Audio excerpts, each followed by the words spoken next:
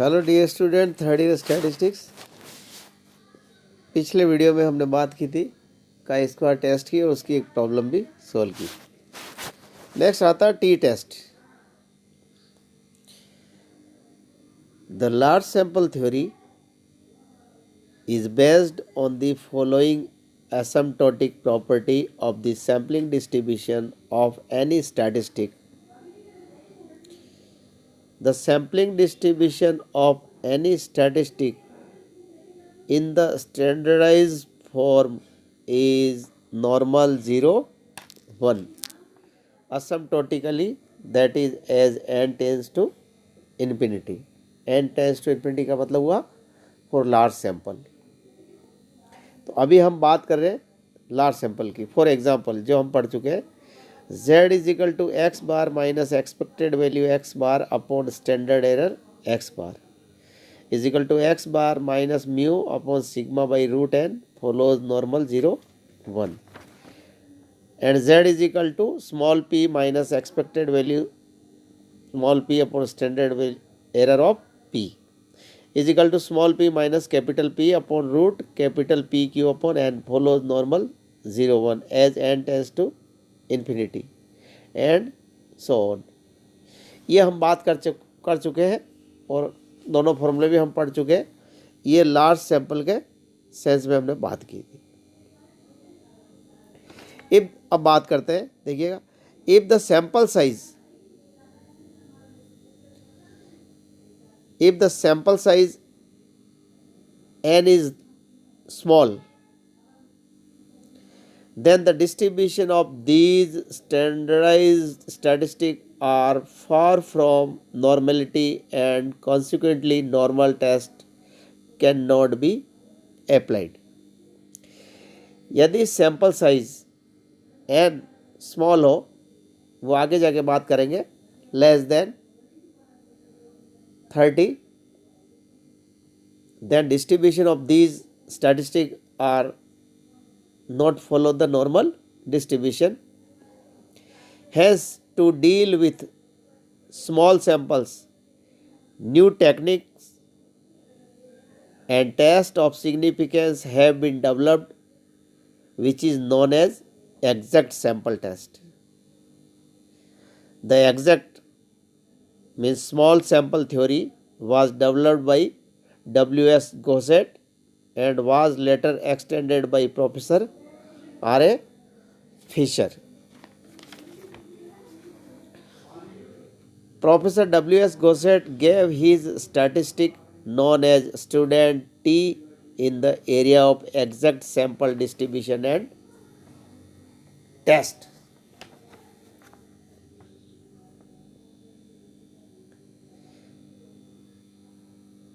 Now assumptions for student T test. हम small sample में T test apply करते हैं, उसके लिए कुछ assumptions है। The following assumptions are made in the student T test. First, the parent population from which the sample is drawn is normal. यानी parent population, हम जो सैंपल जो ड्रॉन कर रहे हैं जिस पेरेंट पॉपुलेशन से, वो पॉपुलेशन नॉर्मल होनी चाहिए। नॉर्मल का मीन्स नॉर्मल की जो प्रॉपर्टीज है उनको फुलफिल करनी चाहिए। Second, the sample observations are independent, that is sample is random. Sample observation दो तरह की होती है, एक इंडिपेंडेंट होती है, एक डिपेंडेंट होती है। तो यहाँ पर ये एज्यूम्शंस है कि हम जो भी सैंपल लेंगे वो रैंडम होंगे यानी इंडिपेंडेंट होंगे। Third is the important, the population standard deviation sigma is unknown. हम जो भी रैंडम सैंपल लेंगे, जिस पेरेंट पॉपुलेशन से लेंगे, उसका पॉपुलेशन स्टैंडर्ड डेविएशन अननोन होता है। In the large sample test, for testing the mean, the test statistic जो हम पढ़ चुके हैं, z is equal to X bar minus mu upon sigma by root N follows normal 0, 1.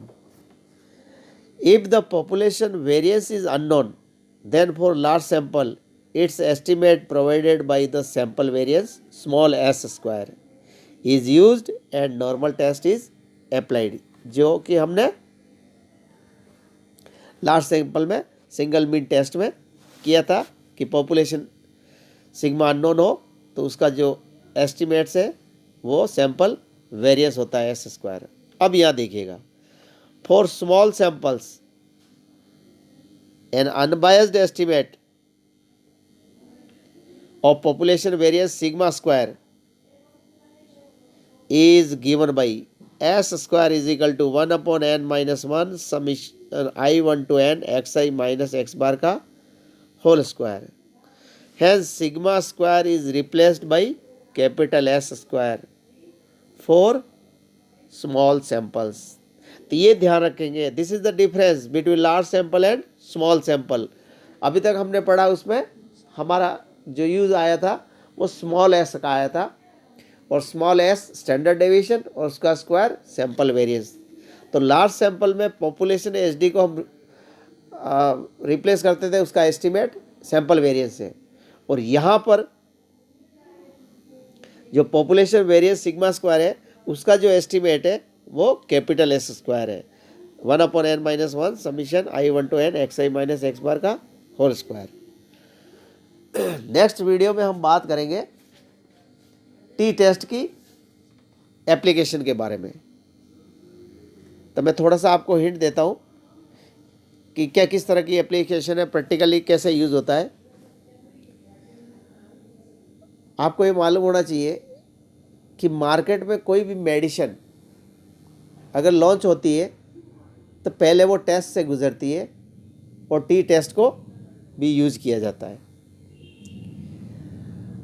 जैसे मैं बात करूं टी टेस्ट, पहली एप्लीकेशन सिंगल मीन के लिए, उसको हम डिटेल में नेक्स्ट वीडियो बात करेंगे, लेकिन मैं उसका आपको हिंट दे रहा हूं एक एग्जांपल से।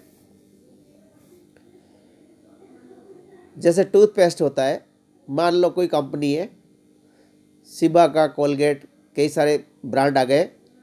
मान लो कोलगेट कंपनी है, वो टूथपेस्ट ऑटोमेटिक मशीन है, वो ऑटोमेटिक फिलअप करती है 50 ग्राम, 100 ग्राम, 200 ग्राम। तो सपोज कोई ऑटोमेटिक मशीन है और वो 50 ग्राम के टूथपेस्ट पैक कर रही है। तो प्लांट में मशीन ऑटोमेटिक चलती रहती है, लिक्विड आता है पेस्ट और पैकिंग होके बाहर आता है जो मार्केट में आता है। अब हम ये पता करना चाहें कि क्या मशीन प्रॉपर काम कर रही है, नहीं कर रही है। क्या ऐसा तो नहीं है कि 50 ग्राम की जगह वो 55 ग्राम तो पैक नहीं कर रही है, उससे कंपनी को लॉस होगा। या फिर 50 ग्राम की जगह वो 48 ग्राम तो पैक नहीं कर रही है, उसके कस्टमर को लॉस होगा। तो इस चीज़ की हमें जांच करनी है। तो ऑटोमेटिक प्लांट में लार्ज स्केल पे पैकिंग होती है, तो हम क्या करते हैं, जांच करने के लिए सिंगल मीन की, पॉपुलेशन मीन की, यानी मशीन पॉपुलेशन मीन ये नहीं हमारा 50 ग्राम पैक करती है नहीं करती, इसकी जांच करने के लिए हम क्या करते हैं कि पर डे रेंडमली एक सैंपल ले लिया 50 ग्राम का जो मशीन पैक करी है उसका, दूसरे दिन एक सैंपल ले लिया, तीसरे दिन और ले लिया, एक दिन बाद और ले लिया। ऐसे हम स्मॉल सैंपल लेंगे, यानी लेस देन 30। मान लो मैंने 15 सैंपल ले लिए, अब 15 सैंपल का मैं मीन निकालूंगा, वो मेरा सैंपल मीन होगा। तो उसके बेसिस पे मैं टी टेस्ट अप्लाई करूंगा, और नल हाइपोथेसिस में हम कहेंगे कि मशीन 50 ग्राम पैक कर रही है। तो हमारी नल हाइपोथेसिस अगर रिजेक्ट हो गई तो इसका मतलब मशीन प्रॉपर काम नहीं कर रही है।